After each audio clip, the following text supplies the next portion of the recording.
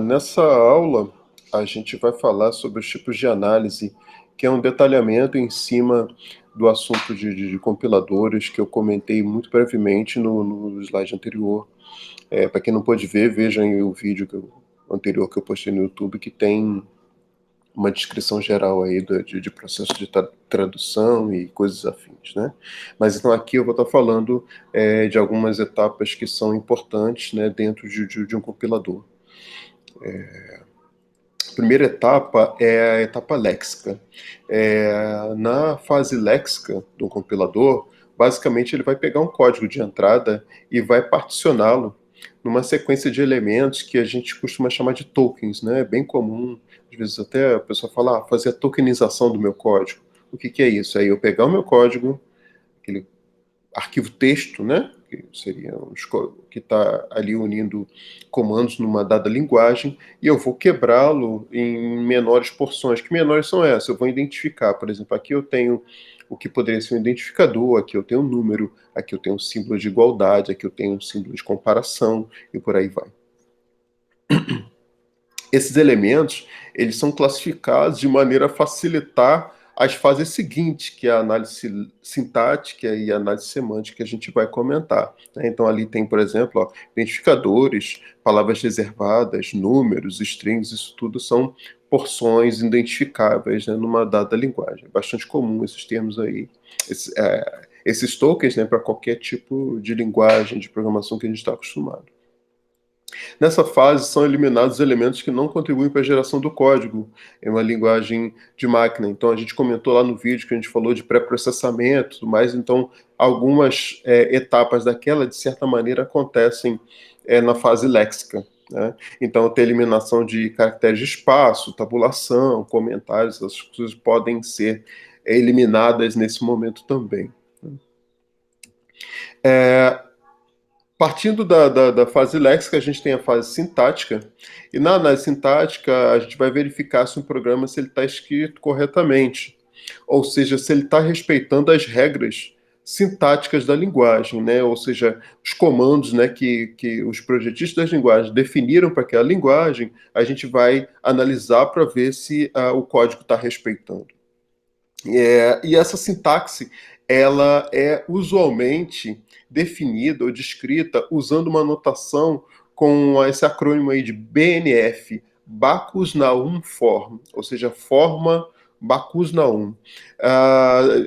Eram dois caras e, assim, em algum momento os caras propuseram, né, o que a gente chama de metalinguagem, ou seja, é uma linguagem para descrever outras linguagens, né? Então eles propuseram essa metalinguagem chamada BNF, que virou, digamos, um padrão aí para a especificação sintática de linguagens, né? E essa especificação, ela traz toda a precisão que é necessária para uma linguagem de programação, né? Lembrando que, assim, o computador ele é burro, né? Burro no sentido, assim, ele só faz aquilo que mandam ele fazer. Então, a linguagem de programação, ela tem essa maneira bem comportada e bem precisa, né? Então, quando eu crio um código, um programa numa dada linguagem, aquele código ele tem uma semântica bem específica, né? Exceto por questões de tipo, a gente chama, a gente cria alguma aleatoriedade, né? Como criar um número aleatório, um número randômico, tudo mais, e aí isso vai me dar comportamentos diferentes para um mesmo código, né? Mas tirando essas situações ou questões em que, por exemplo, eu pego o tempo, ou a hora local, ou a hora num dado momento que o programa está executando e faço alguma computação para me dar um resultado, então essas coisas vão variar. Mas, exceto nessas situações, todo o programa ele deveria executar e dar o mesmo resultado, baseado numa mesma entrada, né? Então, esse comportamento esperado é algo bem comum se pensar na ideia assim, do que é um computador, do que é uma máquina executando uma sequência de instruções. Exemplos ali de trechos em BNF. Então, para a gente dar uma destacada, eu vou pegar a canetinha aqui. Então, por exemplo, aqui eu estou querendo descrever o que é uma atribuição numa dada linguagem. Uma atribuição, normalmente ela é o quê? É um comando seguido de uma operação, algum símbolo, né, que indica a atribuição, e uma expressão, podendo também ter um ponto e vírgula ali para as linguagens que exigem um ponto e vírgula terminando. Então, assim, os caracteres que são obrigatórios nessa sintaxe aqui que eu estou utilizando, os caracteres que são obrigatórios, que eles aparecem em qualquer comando de atribuição, eles aparecem entre pliques. Aqui, então, eu tenho aqui o igual, tenho aqui o ponto e vírgula. E aqui, o que está entre menor e maior, vou já colocar um termo que é comum quando a gente fala de gramática, esses caras aqui são os não terminais. Esses caras aqui são os terminais, o igual e ponto e vírgula. E esses elementos, expressão, identificador, eles são não terminais, ou seja, eles vão me levar em outras regras que descrevem o que pode aparecer aqui. No caso do identificador, eu acabei nem colocando a regra aqui, ela basicamente é uma sequência de caracteres, não pode começar com número, né? Não pode ter espaço vazio dentro do caractere, então são algumas regrinhas básicas para indicar que eu tenho um identificador. Isso para a maioria das linguagens. Enquanto uma expressão, ela pode ser, por exemplo, uma expressão booleana, né, alguma coisa que me leve em verdadeiro ou falso, pode ser uma expressão numérica, alguma conta, né, alguma equação, né? Então, assim, são valores possíveis que podem aparecer aqui. Pode aparecer também uma chamada de função, né? Então, um nome com abre e fecha parênteses. Então, assim, são várias coisas que podem aparecer no lado direito de uma atribuição, né? Aí, por exemplo, para completar aqui, eu vou até escrever, vai ficar meio ruim eu escrever aqui, mas vamos tentar. Por exemplo, eu posso botar um ou, né? Isso aqui é para representar, ó, uma expressão, ela é uma expressão booleana ou uma expressão numérica, ou aí eu vou colocar aqui alguma coisa que indique chamada de função. Vou escrever aqui com essa caneta aqui, não é muito boa, mas eu tenho um ID, está horrível, né? Um ID, para eu ter uma chamada de função, eu tenho que ter um ID, um abre parênteses, e vamos, só para simplificar, para não ter que escrever muito aqui, indicar que eu não tenha argumentos, tá? Então, um fecha parênteses. Então, essa aqui seria mais uma alternativa que eu posso ter aqui no lado direito de uma atribuição, né? De uma variável, né? Um identificador qualquer igual expressão. Observem que a ideia de regra sintática, de regra gramatical, é descrever a sintaxe de uma dada linguagem de uma maneira abstrata, né? Então, assim, eu não estou falando que eu não estou dando exemplos, né, para explicar o que é uma atribuição. Eu não estou dizendo, ó, A receber 10. É assim que eu estou explicando como é, por exemplo, a atribuição em C ou em Python. Não, eu já estou descrevendo usando recursos gerais. Então, o que é uma atribuição numa dada linguagem, como, por exemplo, sei lá, C ou Python? Eu tenho um identificador, o símbolo de igual, uma expressão ou alguma coisa no lado direito, e eu posso ter um delimitador de ponto e vírgula, no caso, para C tem, para Python não tem, né? Então, é uma maneira geral, é um recurso que eu tenho, a BNF é um recurso geral para descrever comandos. No caso aqui, eu estou descrevendo uma atribuição. Tá? Para dar um exemplo mais prático, mais real, eu gosto muito de citar a documentação de Lua. Para quem não conhece, Lua é uma linguagem projetada aqui no Brasil, né? E que eu recomendo muito que vocês busquem material, procurem, para quem gosta de aprender linguagem, né? Eu acho algo bastante importante para quem é da área de computação. A Lua é uma linguagem tremenda, né? Que faz um tremendo sucesso. Pra vocês terem ideia, o pessoal costuma dividir assim, de onde as linguagens de programação surgiram, né? E aí a gente pode dizer, por exemplo, no hemisfério sul, Lua é a única linguagem que é conhecida, assim, de renome, que é usada no mundo todo, né? Todas as outras linguagens que a gente conhece, a Java, Python, Ruby, tudo mais, todas essas linguagens foram projetadas em países que estão no hemisfério norte, né? Então é um negócio assim, no hemisfério sul, quem reina é Lua, né? Em termos de popularidade, né, no mundo, né, como linguagem de programação. Mas Lua, recentemente, por exemplo, o pessoal do Wikipedia reescreveu muitas coisas do kernel em Lua. Eu esqueci até, eu ia trazer, porque eu sempre esqueço as pessoas que utilizam, os famosos e tudo mais, mas teve um filme de animação, não sei se da Lucasfilmes e tudo mais, um dos primeiros que utilizaram Lua, e a Lua é muito utilizada também para quem desenvolve jogos, né? Então é uma linguagem bastante conhecida no mundo. E para vocês terem ideia em termos do que se parece, Lua o concorrente principal dessas linguagens que são populares é Python, né? Então, assim, poderia colocar Lua e Python com o mesmo propósito, com o mesmo público-alvo, né? Mas Lua é bastante interessante, e como é uma linguagem brasileira, ela foi projetada lá na PUC-Rio, né, com o professor Roberto Jerusalinski e uns outros professores. Eles tinham um projeto com a Petrobras, e na ideia desse projeto eles tinham que, de alguma maneira, permitir que engenheiros da Petrobras pudessem criar alguns scripts, alguns códigos, algumas rotinas de execução, e essas rotinas de execução, elas tinham que ser assim, um tanto simples, porque as pessoas que iam utilizar, os engenheiros, não são engenheiros de software, não são engenheiros de computação, engenheiros de outras formações. Então o pessoal não tinha muita formação em computação. Então eles tiveram a preocupação, isso é interessante conhecer essa história, para quando a gente olha a linguagem, a gente entende melhor, né? Eles procuraram criar uma linguagem que não fosse tão burocrática, né? Então uma linguagem que não fosse tão assim, exigisse tanto em termos de codificação, que não fosse tão chatinha em termos de warnings, que procurasse de alguma maneira, não vou dizer que adivinhar, mas tentar inferir o que o programador estava ali querendo fazer, né? Então a Lua tem muito dessas características, né? Mas eu vou mostrar aqui no manual, vou abrir aqui o meu browser, eu vou mostrar um trecho do manual para vocês verem o que eu estou querendo destacar, né? Então eu acessei aqui aquele site que está ali no slide, né? E aí tem esse aqui é 5.1, tem até uma versão mais recente, mas o que eu estou querendo mostrar tem em qualquer versão. Eu vou procurar por atribuição em Lua, imaginando que eu vou encontrar algo parecido com isso aqui, porque em Lua não é muito diferente, né? Então, eu vou procurar aqui, eu estou acessando o manual em inglês, então eu vou colocar assignment aqui, que é o que me dá... Opa, inverti ali. Pesquisa, assignment... Eu não sei se a fonte está pequena, deixa eu aumentar um pouquinho aqui. E aí tá lá, assignments.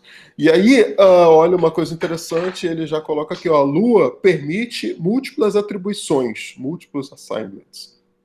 Portanto, a sintaxe para múltiplas atribuições é uma lista de variáveis no lado esquerdo e uma lista de expressões no lado direito. Então, observe aqui, ó, não tem aquele menor e maior que eu coloquei ali no slide, mas o formato é um pouco parecido, né? Um statement, isso aqui que está indicando o que é. Ele é uma lista de variáveis, um símbolo de atribuição, que é o terminal, nesse caso aqui são não terminais, esse cara aqui é um terminal, um símbolo de atribuição e uma lista de expressões. E aí ele coloca aqui embaixo uma regra para indicar o que é esse var list e o que é esse expression list. Aqui, ó. Uma lista de expressões, uma lista de variáveis, desculpa, é o quê? Uma variável seguido desse abre-chaves aqui, vírgula var. Esse abre-chaves aqui é um comando da BNF, é um comando da metalinguagem, né, para descrição de linguagem, que indica que essa porção aqui da minha declaração, ela pode se repetir inúmeras vezes. 0, 1, 10, 15, 50 vezes. Ou seja, eu posso ter 50 variáveis aqui do lado esquerdo da atribuição. E a mesma coisa para a lista de expressão. Expression list está aqui. Eu posso ter eu tenho pelo menos uma, né, porque ela está aparecendo aqui fora do abre-chaves, assim como o var, e eu posso ter uma repetição também tremenda de expressões do lado direito, né, aqui da expressão. Então eu posso fazer atribuições múltiplas, né? Vamos ver isso na prática. Eu instalei minha máquina recentemente, eu estou sem o Lua instalado aqui manualmente, então eu acessei um serviço desse na nuvem, né? Eu gosto muito desse Replit, mas tem um monte de outros, né, para testar códigos, né? E aí eu rodei lá, pedi para abrir o script de Lua. Então vamos tentar ilustrar a atribuição. Vamos lá, primeiro fazer uma atribuição simples. X recebe 10. E aí quando eu pergunto por X, aparece lá o X recebe 10, né? Agora eu vou fazer a atribuição múltipla que ele me disse que funciona, né? Eu vou botar aqui 20, vou usar o meu mesmo X ali, não tem problema. E aí quando eu pergunto por X, agora X vale 20 e o Y agora vale 30, né? Então assim, na documentação de Lua, essa atribuição múltipla aqui me disse claramente que eu conseguiria fazer esse tipo de coisa. Claramente, é óbvio, para quem está acostumado com a BNF, com essa maneira de entender, né, de verificar como é que funciona uma dada linguagem, né, quais os comandos e como é que eu os utilizo. Agora, só para ilustrar um pouco a ideia da flexibilidade que eu comentei com vocês de Java, de Java não, de Lua, desculpa, de não ser tão burocrático, eu vou aqui fazer novamente x, y, vou fazer um z, poderia fazer outro, fazendo, vou fazer outros números, vamos botar aqui 60,70, e aí observem que para uma linguagem que fosse muito preocupada com essa questão de sintaxe e tudo mais, essa atribuição aí tá com cara que poderia dar algum erro, né? Porque eu estou pegando 3 variáveis e atribuindo 2 números, né? 2 expressões, né? Mas aí quando a gente dá um enter lá no prompt, aparentemente não aparece nenhuma mensagem de erro, a gente pergunta por x, tem 60, a gente pergunta por y, tem 70, isso aí é esperado, e a gente pergunta por z, z está valendo nil, né? Então, na verdade, aquela atribuição ali múltipla, o que Lua faz é, se eu colocar mais variáveis do lado esquerdo e menos expressões do lado direito, os a mais, né, os extras, tem um nil atribuído, né? Então a variável existe, mas ela não tem nenhum valor definido porque não tinha um respectivo do lado direito, né? E vocês devem estar curiosos, né, querendo saber, mas e se a gente faz o contrário, né? Então vamos aqui fazer o contrário.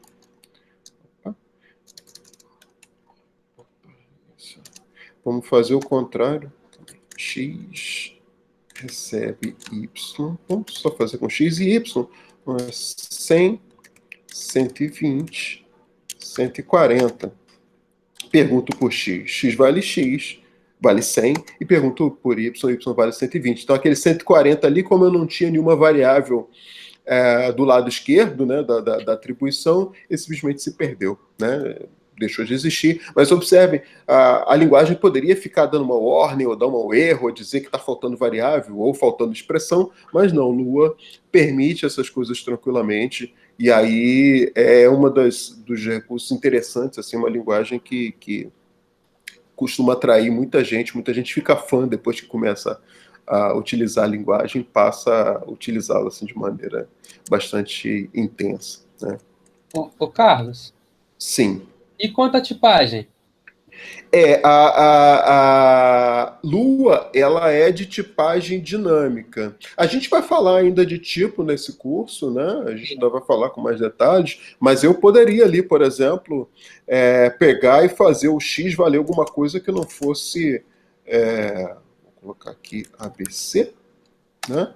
E não tem problema nenhum. O X agora está valendo uma string, o Y continua valendo o valor dele, o Z valendo o valor dele, né? Então o X, desse ponto em diante, agora ele funciona como uma string, né? Não, mas eu digo numa mesma linha de comando de atribuição, como você fez lá em cima. Não, funciona. Beleza. Show, então tá. Funciona. KW recebe 10, alô mundo. O K está valendo 10 e o W está valendo alô mundo. Beleza. Tá? Então, assim, o Lua, a Python tem um pouco disso, mas eu acho que Lua tem mais até, é uma das linguagens que a gente costuma dizer que tem uma característica de ser muito ortogonal, né? Então, assim, você vê um comportamento num dado ponto numa linguagem e aquele comportamento ele continua valendo para qualquer outra construção que você faça, né? Então, assim, essa ideia de poder combinar, misturar tipos e tudo mais, isso é um negócio bem comum e bem simples de Lua, né? Mas só com a prática mesmo, né, com a experiência de ficar programando, que a gente percebe o quanto ela é interessante nesses aspectos. Beleza? Então fica como uma sugestão. E uma outra que eu ia mostrar, uma vez que a gente estava falando dessa questão de COBOL em relação ao Covid e tudo mais, eu fiz uma pesquisinha rápida na web. Na verdade, se a gente for para qualquer ferramenta dessa de busca, a gente colocar a palavra grammar, de gramática, né? Grammar, bota o nome de uma linguagem que a gente queira e coloca BNF, já aparecem lá vários links, né, de documentos, né, que descrevem sintaxe de uma dada linguagem. E aí eu fiz essa pesquisa para COBOL, né, uma vez que a gente estava falando de COBOL e tudo mais, e aí achei um site lá de uma universidade né? E aí, aqui tem dizendo o conteúdo que tem deixa eu aumentar o zoom, não sei quanto vocês conseguem enxergar isso aí. Mas tem a sintaxe aqui, né? Tem os links, né? Aí tem um resumo, aí está dizendo o número de regras que tem, o número de tipos, um monte de detalhes aqui. Mas aí o interessante é que aí vocês observam, ó, é uma outra maneira de, assim, lá no Lua, nos slides a gente colocou maior e menor. Em Lua não tinha nada, era só o nome dos termos. Aqui ele colocou os não terminais, são os links, olha aqui, ó. Program ID COBOL Source Program, esse termo aqui, ele está descrito aqui embaixo o que ele é. Então está aqui a estrutura dele. Né? Então aqui eu tenho, nesse documento, aqui na web, a descrição sintática de COBOL. Né? Então, assim, em termos gerais, qualquer programa de COBOL eu devo conseguir entender ele, a estrutura dele, olhando para esse código, né? Ou seja, que termos, que comandos a linguagem tem, o que eu posso, o que eu não posso fazer naquela linguagem. Sintaticamente, né? Destaque aí do que eu estou dando a vocês, certo? Então, não estou querendo dizer para vocês que a gente vai ser um hábito de qualquer programador mais, digamos assim, eventual, né? Então, um programador que não tenha necessidades muito específicas, então, não necessariamente ele vai, para aprender a programar, consultar uma gramática da linguagem para saber tudo que é possível numa dada linguagem. Entretanto, se a gente está em time de desenvolvimento, ou se a gente tem alguma demanda, e eu já tive algumas ao longo minha carreira aí profissional, né, de, por exemplo, você ter que implementar um código para processar um outro código, um código numa dada linguagem. Então, assim, não era nem um compilador, eu só tinha que processar um trecho de código. Necessariamente você precisa consultar a gramática para saber o que esperar naquele código, ou seja, quais são a variedade de coisas que podem aparecer naquele trecho de código, para aí sim você ir construir o parser, né, construir a ferramenta de forma adequada. Né? Então, assim, não é um conhecimento que ele é obrigatório, né, assim, para qualquer um que seja da área de TI, mas eu acho um tanto interessante. A gente vê, por exemplo, o manual ali de Lua, muito bem escrito, né, muito bem descrito, né, muito bem especificado, e usando a todo momento ali. Então eu mostrei um exemplo só, que era a atribuição, mas qualquer outro trecho de código aqui, ó, estruturas de controle, tá lá, ó. Eu tenho while, eu tenho repeat, tenho if, um if, else, else if, e aí só de olhar eu já sei como é a construção dessas estruturas de controle na linguagem Lua. Né? Então isso é uma ferramenta bastante interessante, eu não preciso ficar olhando inúmeros exemplos em Stack Overflow para saber o que pode e o que não pode numa dada linguagem. Né? Eu tenho a gramática que me dá essa descrição mais precisa. Né? Pois bem, vamos seguir. Como vocês são uma galera assim tanto interessada, resolvi experimentar falar de uma coisa que eu não falava há algum tempo, né, nesse curso, mas aí nesse momento de quarentena eu estou aproveitando para ficar provocando vocês com conteúdo e tudo mais. Né? E aí eu estou falando agora assim, eu vou colocar 1 ou 2 slides falando de especificação semântica. Né? Então entenda o seguinte, vou voltar um slide aqui. Aqui, nesse slide anterior, eu estava, por exemplo, no caso da atribuição, eu estou falando de sintaxe. Né? Eu estou falando como uma atribuição é escrita sintaticamente numa dada linguagem, ou seja, o que eu preciso para fazer uma expressão, uma quantidade ser atribuída a uma variável. Né? Então isso aí é uma descrição sintática. No slide seguinte, a pergunta é como especificar a semântica de uma atribuição? E aí, o que é uma semântica de uma atribuição? Né? Então, por exemplo, se eu coloco esse A recebendo 10 aí como sendo um exemplo de atribuição, né?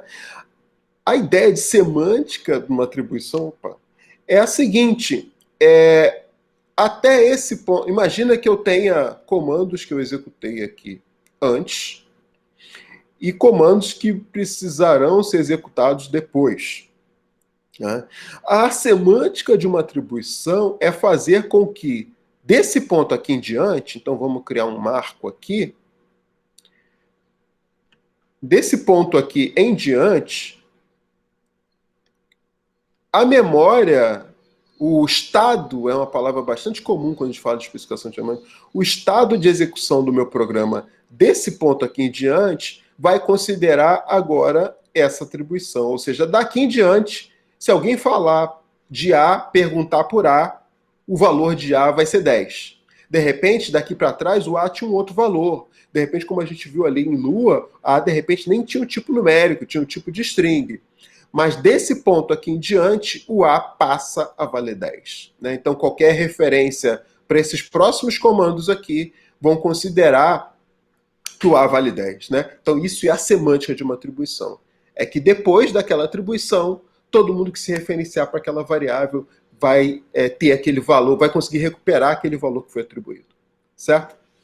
Beleza. E aí, como descrever isso sem ser no blá blá blá, né? Então, por que eu estou falando no blá blá blá? Porque hoje, assim, a especificação semântica é uma coisa que ainda está na esfera muito acadêmica, né?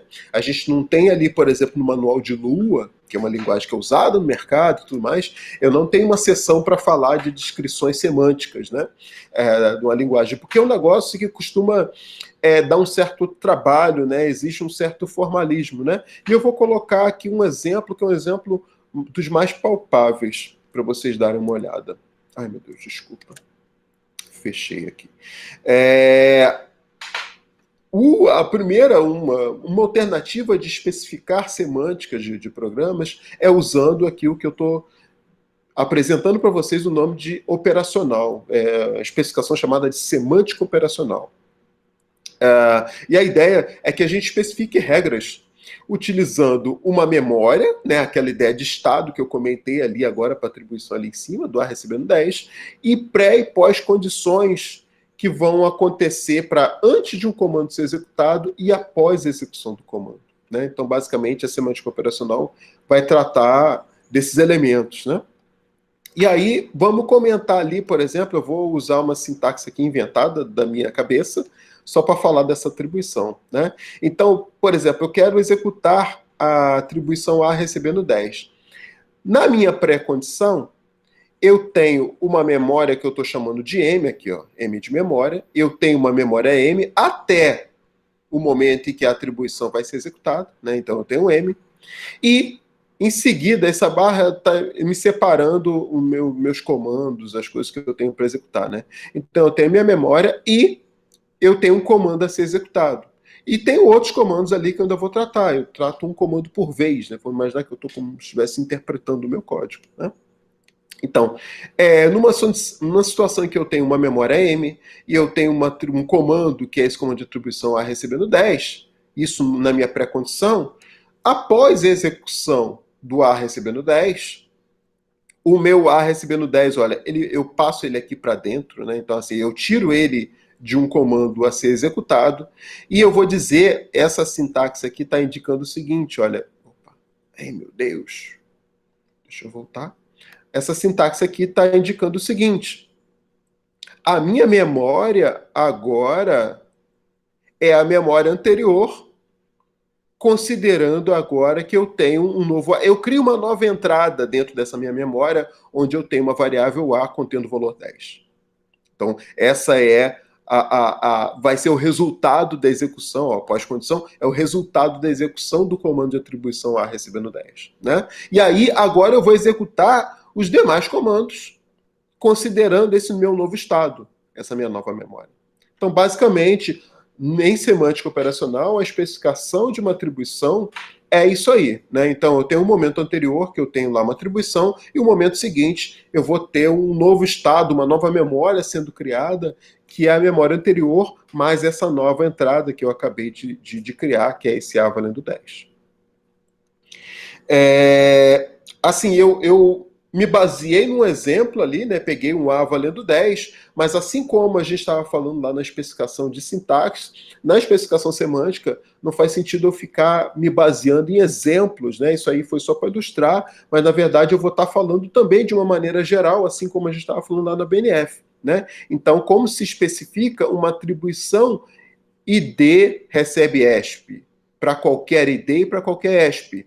Eu tenho lá a pré-condição, que é a minha memória, eu tenho uma atribuição na entrada, e aí a pós-condição vai ser aquela memória modificada, né, com aquela nova entrada de ID que tem o valor expressão, mais os demais comandos que vão continuar sendo executados. Então essa é a semântica aí da atribuição numa dada linguagem escrita de uma forma um tanto geral.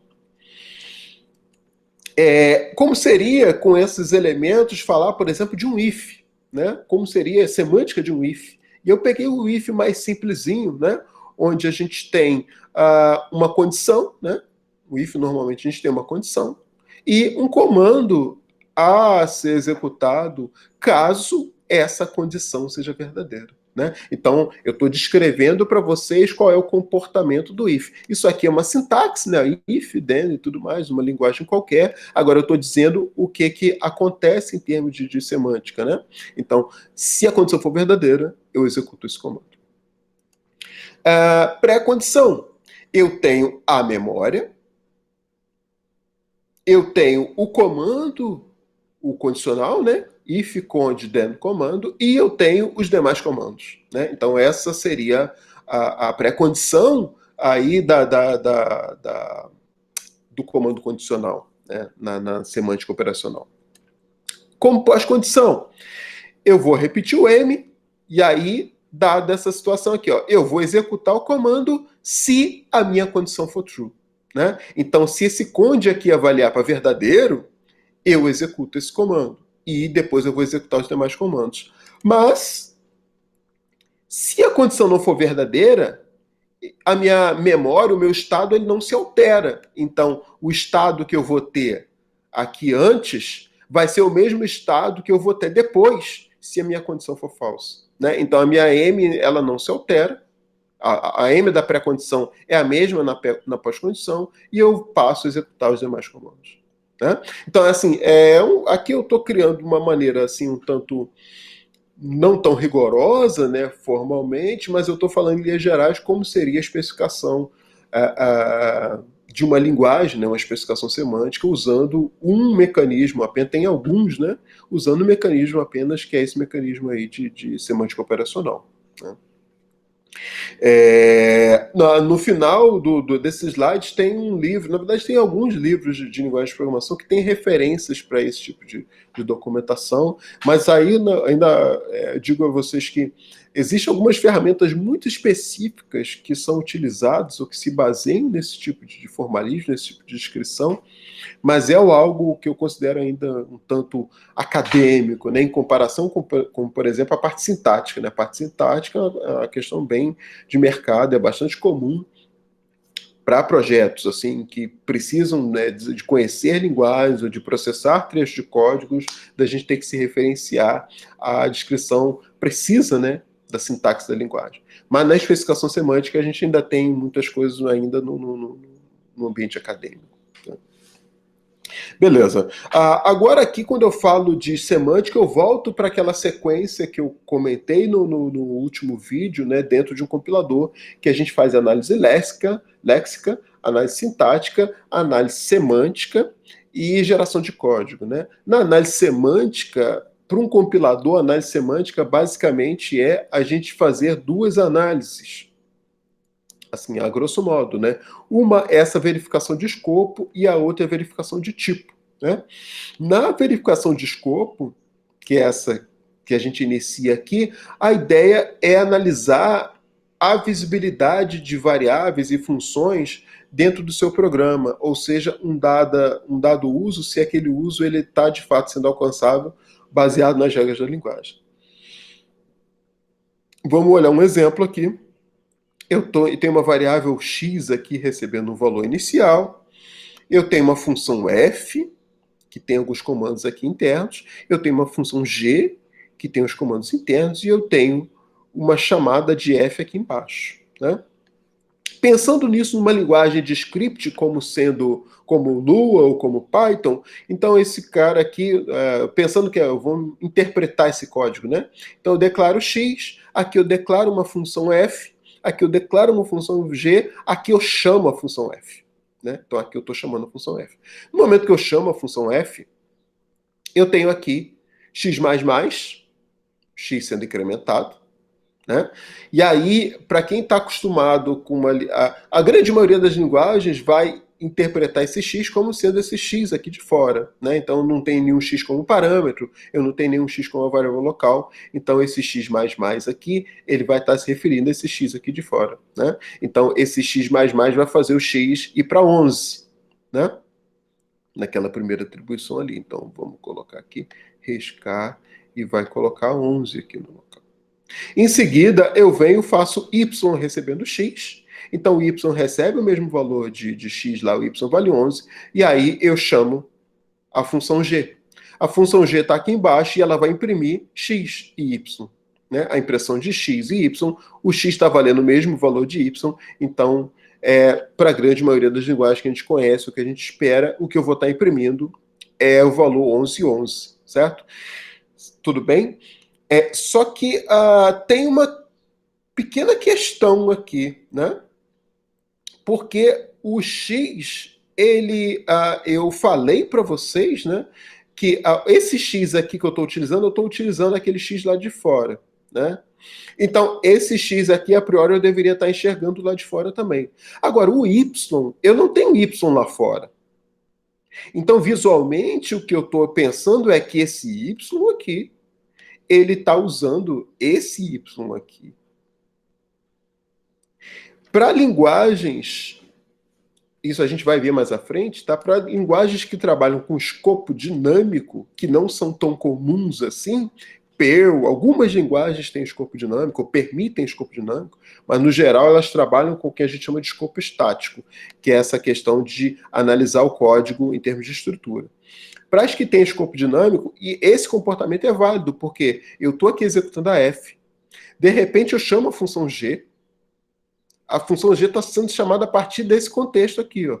E aí, quando eu peço para imprimir x e y, eu olho para o y e para mim é bastante natural que esse y aqui seja esse y aqui declarado. Mas essas linguagens são linguagens que têm um escopo dinâmico. A gente vai ver isso com mais calma ainda mais para frente, tá? Agora, com linguagens que têm escopo estático, que é o caso de Java, que é o caso de um monte de outras linguagens bem comportadas, provavelmente ela ia ver esse uso aqui de y e ia reclamar. Ia falar, olha, não tem nenhuma variável y visível nesse ponto do código aqui. Por quê? Porque não tem nenhuma variável local, nenhum parâmetro aqui em G, e não tem nenhuma variável global com o nome y. Certo? Então, assim, essa questão de quanto uma variável é visível num dado ponto de código é uma análise que é feita durante essa etapa de análise semântica pelo compilador, né? Mais à frente a gente vai ver esse tipo de escopo aqui. Esse código foi só para ilustrar um pouco essa questão de visibilidade, né? O quanto um dado código eu enxergo um contexto ou outro, né? E isso ainda essas visibilidade ainda complicam bastante em linguagens que permitem alinhamento de função. Então eu posso ter, por exemplo, dentro da função f eu poderia declarar uma função h. Vou abrir aqui um chaves e fechar chaves aqui embaixo, né? Então, se dentro da f eu declaro uma função h, eu posso criar outras variáveis internas, e aí tem coisas que vão estar visíveis dentro de f e outras não. Então, assim, eu posso complicar um pouco a questão de código com essa questão de alinhamento de função, né? Mas a ideia é só ilustrar para vocês que essa questão de escopo ela não é totalmente imediata, tá? A outra análise que pode ser feita, que é feita, né, nesse momento de análise semântica, é com respeito à análise de tipos, onde eu vou verificar se as quantidades no meu código, se elas estão sendo utilizadas de forma a respeitar o tipo que eu indiquei para elas, ou a maneira como a linguagem fala de tipo. As regras que a linguagem possui para manipulação de tipo. Né? E aí aqui eu montei um código um pouquinho diferente, até para ilustrar algumas coisas que são comuns aí em termos de especificação de linguagem. Aqui eu estou de uma maneira diferente descrevendo que G vai ser uma função, tá? Como eu estou fazendo isso? G está recebendo isso aqui, ó, esse bloco. Vou selecionar esse bloco aqui. G está recebendo esse bloco aqui. E que bloco é esse? É um bloco que tem uma coisa que parece um parâmetro e um bloco de comandos. Isso aqui, para muitas linguagens de programação, é chamado de função anônima, ou função sem nome, ou lambda function, uma função lambda, né? Basicamente, eu estou criando uma função e eu não estou dando nenhum nome para ela. O nome está sendo dado aqui no momento em que eu faço G recebendo isso aqui, certo? E o que essa função aqui faz? Ela recebe um Z, essa função que eu selecionei com a caneta, ela recebe um Z e retorna Z mais 10. Certo? Então eu estou aqui definindo uma coisa que tem um comportamento de função e estou dando um nome para ela. O dando um nome é no momento em que eu vou e atribuo ela a G. Tá? Beleza, então o G agora vai se comportar como essa função. E aí aqui embaixo o que eu faço? F recebe G. Então estou dizendo que F vai receber o que G recebe, o que G vale. O que G vale? G vale essa coisa aqui que eu disse para vocês que é uma função. Então F também vai ter cara de função. Em seguida, olha o que eu faço. G está valendo 10. Então G, que no primeiro momento eu disse que valia uma função, agora eu estou atribuindo para um número. Então G está deixando de apontar para isso aqui e está apontando para esse valor 10 aqui. E aqui embaixo eu venho e faço f de g, print f de g. Né? E aí nesse momento aqui o g está valendo o quê? 10, né? Em função dessa atribuição aqui. E a f é o quê? É essa função aqui que retorna z mais 10, que retorna o parâmetro mais 10. Então eu vou pegar a chamada de f, vai pegar o g que está valendo 10, vai somar mais 10 e vai ser o que vai ser retornado. Então isso aqui vai retornar o valor de 20, que é o valor que vai ser impresso aqui nesse código, né? Um código para confundir a cabeça, né? Mas o objetivo aqui foi falar para vocês que tudo isso aqui é válido porque o uso de tipos está sendo respeitado. Por exemplo, se eu elimino essa linha aqui do meu código, o meu G continua valendo uma função, e quando eu chamo f de G aqui, o Z vai ser uma função, e eu vou tentar fazer G mais 10, né? Que é o nome da função que eu estou passando aqui. Isso aqui claramente não vai funcionar. Então, provavelmente, a linguagem vai identificar um problema, né? Um erro de tipo nesse momento aqui. Um erro na manipulação das quantidades, né? Então, essa loucura que eu fiz aqui, ela está funcionando porque, essencialmente, eu estou respeitando os tipos os tipos que eu estou manipulando, né? Do contrário, um erro poderia ser causado, né, em função dessa execução. Beleza. E essas coisas aqui a gente consegue fazer com todas essas linguagens modernas aí, com JavaScript, com Python, com Lua, todas essas linguagens aí, entre aspas, mais recentes, né, a gente consegue fazer essa brincadeira aí de criar uma função anônima, atribuir para uma variável e ficar mexendo nessas coisas. Aí isso tudo funciona tranquilamente, né? Pois bem.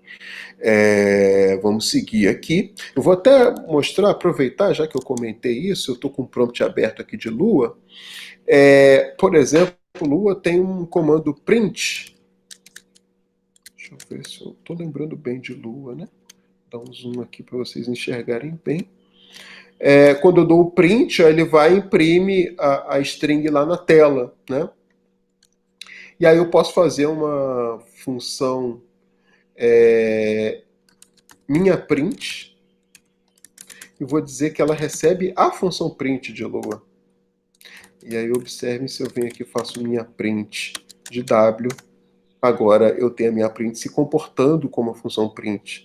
E Lua ainda permite umas doideiras. Eu posso vir aqui, fazer print recebe 10. E aí agora eu não consigo mais, a função print ela deixou de existir, eu só tenho a minha print, né? Então se eu quiser imprimir o Alô Mundo, ou eu posso até, para confundir a cabeça de vocês, minha print, vai imprimir o valor 10, que é o valor que eu atribuí lá para print. É uma brincadeirinha, mas só para mostrar para vocês que essas linguagens permitem esse recurso. Obviamente, a função print não deixou de existir aqui para mim. É só nessa sessão aqui que eu fui e fiz essa mudança. Eu poderia voltar, restaurar o comportamento da print exatamente dessa forma, né? Eu venho atribuo ela de volta e no momento que eu faço o print W, eu imprimo lá o mundo. Né? Então, assim, essas linguagens que permitem esse tipo de mecanismo, né, de atribuição de variáveis e tudo mais, elas são interessantes, elas têm uma flexibilidade, mas elas estão controlando o tipo. Vocês viram ali no momento em que o print deixou de ser uma função e passou a ser um número, eu tentei usar como função e ele deu um erro de tipo aqui falando que a print eu não conseguiria chamar daquela maneira, né, porque ela só continha um número, né? Foi a maneira ali de Lua de me indicar esse erro, certo? Beleza. E por último, a gente tem a geração de código, né? A geração de código, o papel dela basicamente é traduzir o código do alto nível para o código em linguagem de máquina-alvo, como a gente comentou lá na última aula, né? No último vídeo. Né? E aí tem toda uma série de coisas que são feitas, como por exemplo, a gente comentou que o código a ser traduzido pode não necessariamente ser um código final, né, já voltado para a máquina-alvo, pode ser um código intermediário, né, por exemplo, que seja independente de máquina e que isso traga mais flexibilidade para o processo de tradução ou de execução daquele código. Né? Então, assim, tem um monte de possibilidades, de mecanismos aí para se falar em termos de geração de código. E nessa fase também ocorrem muitas reestruturações que visam desempenho, né? Então, por exemplo, se a gente no nosso programa, se a gente coloca um looping, ou um if, por exemplo, que ele é inalcançável, assim, que ele não pode ser executado, if false. If false, algum bloco ali dentro, obviamente eu nunca vou executar o que está dentro do bloco. Então, numa geração de código, eu posso fazer esse tipo de análise e simplesmente eliminar esse trecho de código do meu programa final, porque eu sei que aquele código nunca vai ser executado. Então, essas otimizações, essas reestruturações, todas elas podem acontecer nesse momento aí de geração e de otimização de código. Beleza. Tá ali nas referências para essa apresentação, o livro que eu comentei, que fala de semântica operacional, mas tem um monte de outras referências online aí. O Wikipedia de BNF, né, que fala de descrição de sintaxe, né, usando essa metalinguagem, né, que é BNF, e também o link, eu repeti ali, o link do manual de Lua, né, manual de referência de Lua. Né? E para concluir, algumas tarefas, algumas coisas para vocês tentarem colocar um pouco isso aí em prática. O primeiro é pensar em alguma linguagem que vocês tenham interesse e que nunca tenham programado. Né? Então, eu gostaria de saber como é a linguagem Forth. Eu gostaria de saber como é a linguagem Ruby. Ou como é a linguagem Fortran. Sei lá, qualquer linguagem dessas. Ou como é a linguagem Go. Como é a linguagem Kotlin, Clojure. Gostaria de conhecer alguma linguagem. Então, dê uma olhada nessa linguagem e, assim, olhe alguns trechos de código para ver como é a ideia geral da linguagem, mas dê uma olhada também na gramática, ou veja como essa gramática foi descrita, se ela usa alguma dessas exemplos aí de metalinguagem que a gente viu aí de BNF, que eu mostrei para vocês. Para vocês, por exemplo, saber detalhes de implementação ou de sintaxe, né, dessa linguagem. Né? A outra coisa é observem como a semântica dos comandos, das operações nessa linguagem, como ela é especificada. Se é meramente texto, se é um texto qualquer, assim, ou se tem alguma coisa com um nível de formalismo um pouquinho maior, né? Uma descrição um pouco mais precisa. Né? Então, deem uma olhada em alguma linguagem que vocês tenham interesse ou curiosidade de saber como elas funcionam, como elas são implementadas. Beleza, pessoal? Um abraço aí e até o próximo vídeo, até a próxima oportunidade.